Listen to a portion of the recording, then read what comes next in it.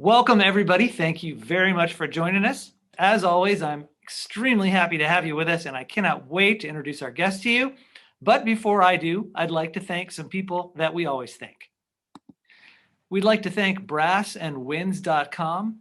When we are ordering brass and wind instruments for our school, the Willow School, we wouldn't think of going anywhere else for them. You're going to get the best price and the best instruments at brassandwinds.com. We hope you'll give them a call. You're watching Truer MU, The Truth About Music, a YouTube channel where you can learn just about anything you wanted to learn about music, and you can go deeper than you would. Learn about rock, pop, jazz, learn about the piano, the guitar, songwriting. We want to see you here. So please enjoy our videos. Please like them and subscribe. Without further ado, I want to introduce you to somebody. His name is Roger Jones. And here's who Roger is. Roger L. Jones III is a jazz pianist and composer who has worked professionally with various artists in the USA, Japan, and Turkey, including Wynton Marsalis, Joe Henderson, and J.J. Johnson. His band, Higher Calling, is composed of phenomenal musicians dedicated to inventing fresh and innovative ways to approach the execution of music. And full disclosure, Roger and I were at Oberlin College and Conservatory together many years ago. And one of the things that interested me about Roger is that he is a rare mix of both a jazz and praise musician. And we're going to be talking a lot about that in particular in this interview. Roger, welcome back to our show. Thank you, Adam. It's a pleasure to be here. I hope all is well with you. All is well, and it's great to see you again. Thank you. Good to see you too. So let's start with you. You are from Flint, Michigan, born in Flint? Correct. Now, this is a town that, if anybody knows of Flint, mostly what they know about is bad. It's gotten a lot of bad press over the years. Start us off by telling us what you like about Flint. Flint is a wonderful community.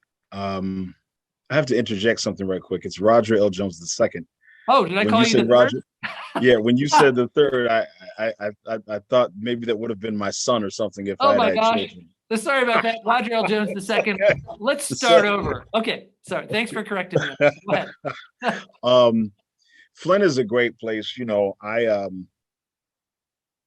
still live here today because I'm very blessed and highly favored, you know, to have both of my parents still alive. And both of my parents, you know, still live here. So I don't, you know, I don't want to be away from my you know, mother and father, you know, at this time. So it's just a pleasure. I mean, both of them doing well and in phenomenal health. So, you know, that's just a tremendous blessing. And then, you know, Flint is comfortable for me. We're about an hour from Detroit, which is where I do most of my, you know, work in the, you know, in the jazz arena. So it's still close enough to Detroit. But I'm able to, you know, kind of be away from the hustle and bustle of the, you know, the major city life, but close enough, you know, within an hour where I can, you know, get there. And then, you know, of course, there's always an airport. So when I've done gigs around the country and around the world, you know, it's always been a flight away. So, you know, I have no problem with Flint. Yeah, we've been through some things, you know, the water crisis was a terrible, terrible thing that happened to this city. But the city it's on a comeback, and the people here are generally, you know, good people. That's wonderful. So you grew up in Flint? Yes. And when you were growing up in Flint, did you make it out to Detroit as a kid as well? I went to Detroit a lot, not so much for jazz, but for social stuff, and then, you know, for church related stuff. And then as I got older, I would say in my late teens, early 20s is when I started hanging around Detroit a lot in terms of going to some of the jazz clubs. There's still a good number of, you know, jazz spots in Detroit to this day. And you can, you know, actually, you know, work a lot, you know, in Detroit. The scene in Detroit, in my opinion, is just as cutting edge as New York or, you know, or anywhere else, you know, in the world. And some of the greatest jazz musicians that we've ever seen, you know, have come to Detroit. You know, Paul Chambers, Ron Carter, Bob Hurst, Elvin Jones, you know, Kenny Garrett, you know, that kind of thing. So, you know, the Miles Davis spent a lot of time in Detroit, you know, in his younger years. So it's always been Marcus Belgrave. It's always been a cutting edge scene. Rodney Whitaker, I mean, this kind of Jerry Allen, is from Detroit. So Bob Hurst. So you've always had a great, number of musicians, from the greater Michigan area. Okay. So we're going to talk about you as a jazz musician in a bit because I know that was a later development for you. You grew up Sure. in the church. Your father, correct me if I'm wrong, Roger L. Jones the first is Yes. the bishop of Senior. Yeah. the Greater Holy Temple Church of God in Christ. Is that correct? Correct. Okay. And you grew up in that church. So the I church did. was a huge part of your life growing up. It was really everything in my formative years, because that's where um most of my close friends were not at school, they were at church, because we were at church so much. You had at that time, we had a Sunday morning or Sunday school. Let me go back. Sunday school, then of course, Sunday morning service. And at that time we were having night service on Sunday at the time, which was a very, lively Pentecostal worship experience. And then of course you had your midweek service on Tuesday and another service on Friday. So I was at church, 3 to 4 nights a week, sometimes, choir rehearsal, all that kind of stuff. My life was at church. And again, growing up, a preacher's kid, I kind of had to be at church, by default. Right. Sometimes when I didn't want to be there, I had to be there. But that's what happens when you grow up in a ministry family, and the older you get, the more you appreciate those things. Is your father a musician as well? No, my dad is a very good singer though. So he doesn't play an instrument, but has an incredible voice. So I didn't get the piano playing and organ playing from him, but somewhat I guess it manifested in me, more so through my hands. I have a younger brother who sings as well as I, play the piano, and he's gotten his instrument is his vocal cords, and he's credible. So maybe it just manifested in him that way. But no, my dad never played an instrument. And your mother? No, no, my mother is a retired high school English teacher and college professor. So no, music was definitely not a part of her modus operandi. Yeah. But she was the one that when she realized that I had a legitimate talent and gift for music, she was the one who, made sure that I had a piano teacher and, asked other people to, to work with me and check me out. And I think my son's got a gift. And, obviously, she was right. hmm Now, before we get too far into your training, because this is something very interesting for me, I think a lot of folks don't know really what the deal is with music in the Pentecostal church and how it's different.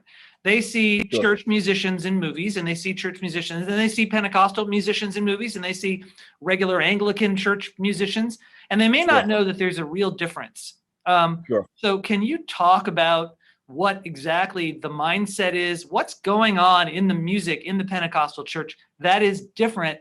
How is it a different musical environment, say, than I don't know, just your standard United Methodist Church?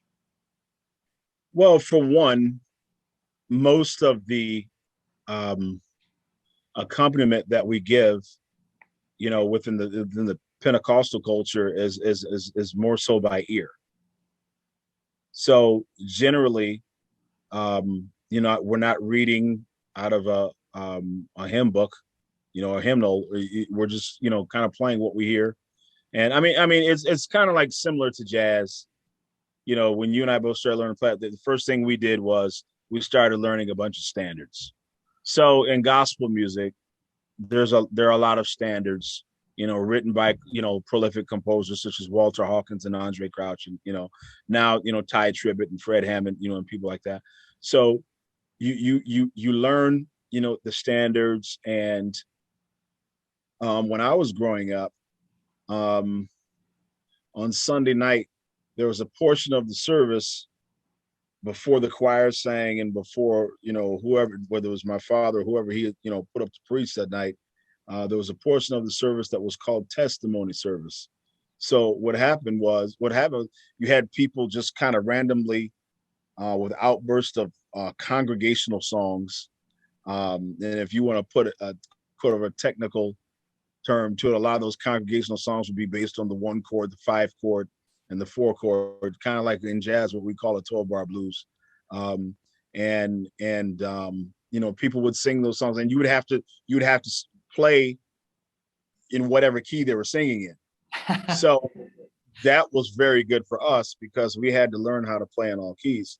There was always that I've heard myths that, church musicians only know how to play like in, A flat, B flat, E flat, and, D flat, but that's not true. We had to learn how to play in all keys because there was that pressure. And imagine, in my experience, doing that at 13 and 14 years old. Yeah. That was a lot of pressure, for, a pre-teen and teen. But, that's what really, in my opinion, caused me to develop some serious musical character in terms of being thorough, in terms of, having a mandate of, really learning your instrument so you could react to, whatever's happening in the service. Yeah, let's paint this picture a little clearer because whereas I know exactly what you're talking about, there may be some people who just don't have the vocabulary. So let's describe this a little bit. You're sitting at the organ, right? Right. And the man or the woman is preaching, right? Right. And the first thing you're doing is you're making sure that you're creating from scratch some kind of musical background for them to heighten the experience of their preaching. Is that correct? Right. Correct. Yeah. And so as they get louder and more excited, the music's got to also get louder and more exciting, but it can't ever drown them out or dominate them. Correct. Okay. So there's the challenge. Providing it's kind of like a call and response, what we call call and response, in the academic world. Right. They're calling something out and you're responding to what they're playing, which it really has its roots, back in, the late early 1600s, in this country, when African slaves were stolen from Africa, and brought here, and they would be out in the fields communicating with each other. With one leader would say a verse of something, and the slaves would, respond. And actually, we can go even deeper than that, Adam. We can go back to even before the African music, thousands of years ago, where, the people within the tribe would communicate via drums, and then then another drum would, say something back. That was call and response too. So inevitably, that has been sort of a rich legacy, of just, the contribution of Black music in America. Of course, like I said, from the American perspective, it started off, with slaves, but we were able to carry it over, into church and to a certain extent even in jazz, because even in jazz, that's what we're doing. You and I are both piano players. We're providing a response to whatever the soloist is calling out, whether it be a singer, or an instrumentalist. Yeah.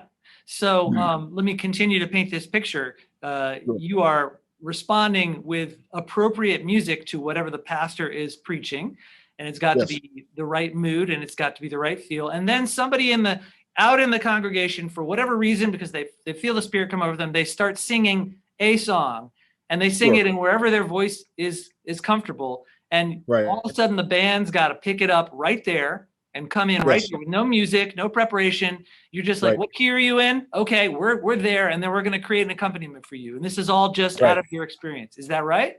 Correct. Yeah, which is intense and wonderful and crazy. Not like most musicians' experiences, It is to, it's not crazy to us who grew up in that tradition. But crazy, not in a pejorative way. I apologize for using the word crazy. But no. I don't take offense to the word crazy because it would definitely hit different. if I can use it, how the kids say, kids talk now, it would definitely hit different to someone who doesn't, who hasn't grown up in that tradition. But Right. again, when you know a certain amount of repertoire and you have been immersed in a culture enough, you can sort of amalgamate yourself into into that culture, which is because growing up we never really thought about how difficult it really is, just because that was our culture. But I mean, at the same time, it's just like if you take five great basketball players that can really play on a professional world class level, and they really know the game, even though they haven't played together, if they understand basketball on not only the physical level but the intellectual level, so they can get to. We saw that in 1992 with the Dream Team. But there are a few of those guys. Michael Jordan, Scottie Pippen played together, and Karl Malone and John Stockton played together. But for the most part, those guys, all came from different teams, but because they were such incredible athletes and knew the game so well, they were able to come, and really, revolutionize the game. So I think that's kind of what in it specifically, in the Pentecostal experience, that's the culture. You're so used to it that it doesn't seem weird to you. Yeah. And that's a great analogy. Thank you. So I want to go a little further. You've described this environment as a musical battleground. Now, how Yeah. come it's a battleground? What makes it combative? Well, because there are a lot of young musicians coming up at the same time, that we were all kind of like fighting for a few minutes to play. Uh-huh. Uh, so we had a guy who's still alive today and still a member of our church now. His name is Henry Moore, and he's kind of like a musical father to us all. Henry was very innovative in his approach at the time. At the time, he's from Chicago. So when he came to Flint in the mid 60s, he came at a time where church musicians were not the most technically and harmonic advanced musicians out there, but he was. So when you listen to him play organ, he puts you in the mind of Jimmy Smith, Billy Preston, guys like that. Yeah. So he had a very strong sense of harmony, melody, and for rhythm, for that matter. So we were emulating him, and we were just kind of fighting for time to play. And then I had a couple guys around here who were also learning how to play organ and piano, and we would call each other on the phone. If we didn't have cell phones, all we had was landlines, and we would tie our family phones up for hours on trying to tell each other what Henry played, during the praise break on Sunday night, and we would have our little mono tape recorders, and we would bring them to church, and then we'd go home and try to imitate everything he did, that kind of thing. Yeah. So here you are growing up in this rich, fantastic music environment. Most people, when they start piano lessons or music lessons, they either have heard classical music, maybe some jazz, records without really knowing much about jazz, or they know nothing. And then they're exposed to music, and then they get trained systematically in it. You were trained systematically in it after getting all this exposure.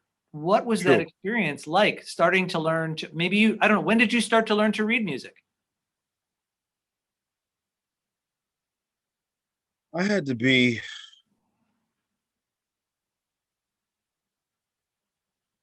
12 or 13, maybe. Uh-huh. Right. Because I started playing the piano when I think I was 10, maybe 9 or 10, maybe even 8. But I think maybe 9 or 10. And by the time I was either 12 or 13, my mom got me a teacher, because in her mind, and I love her so much, obviously, because she's my mother, but I just have so much love for her from the perspective of her whole mindset was, if you're going to do this, I want to make sure that you have a formal education in it, because I want you to stand out and be distinguished. in what you do. And that was, um, such a great contribution for her. So for me, when I first started taking formal piano lessons, the biggest struggle for me, well, not necessarily for me, for my teacher was I was um taking the piano. Of course, this is, I mean, let's go back. I mean, like I said, you're a piano player. So you're talking about the John Thompson book #1, which Right. is, like some real easy, 2 or 3 note melody starting off, and it doesn't get, extensive till, the end of the book. Um, so there'd be these little melodies. And of course, once she would show them to me, at first I was learning them by ear, just because my ear was that good. And as it got more advanced, then she discovered, wait a minute, are you just listening and kind of like, She caught you. what do you want to do? Now, yeah, I got caught. And I said, yeah. She said, no, I need you to I need you to like really, and I did, and I leaned in and, started really taking it seriously.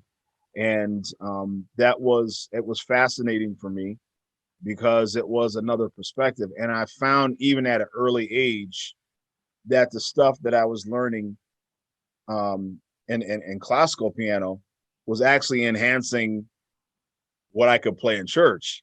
Because number one, it gave me a whole different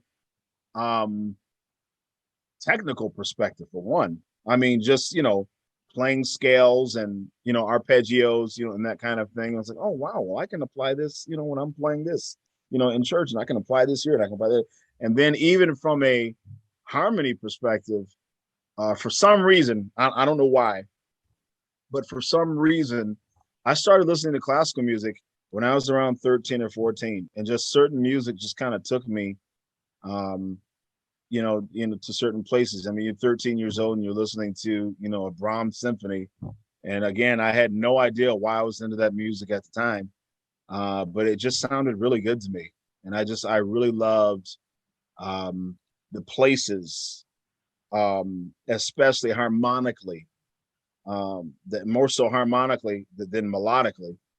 Maybe because I'm, wasn't a singer, but I am not a singer, but maybe that's why. But for whatever reason, it was very interesting and intriguing for me to approach music from a different perspective than I was per se in church. Well, now, so a number of things can happen when you augment what you know. You can either, well, one thing that happens is, like you said, it can enhance your playing, but it can Yeah. also isolate you from that community because now you know things that you can't talk about with a lot of them. You've Right. described to me in the past, in other discussions we've had, that we both agree these church musicians are phenomenal musicians, amazing. They can do things Incredible. you certainly can't do after 40 years of, jazz theory and classical training. And yet they can't always describe what they're doing, or they don't have vocabulary to explain it. And here you Right. are as a 13, 14-year-old kid, you're starting to be able to explain what these people can do when they can't. What did that do? Did that affect you as part of the community? No, I had, but I had some really great friends though, who were always supportive. My best friend to this day, his name is Paris Rideout. I mentioned him to you before, and he's an incredible organist. And even through my educational endeavors in music, he was always very supportive, never was jealous or anything like that.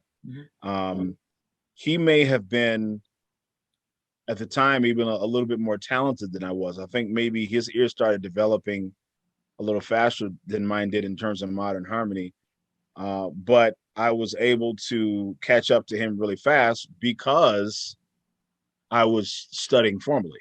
Yeah. So kind of, balance. I mean, I God has definitely blessed me with a lot of just natural musical ability. I have perfect pitch, that kind of thing. But knowing what I'm playing has definitely been a serious advantage for me. Yeah. And I'm glad to hear that your community was supportive of that. It's not always Thank the you. case. Yeah.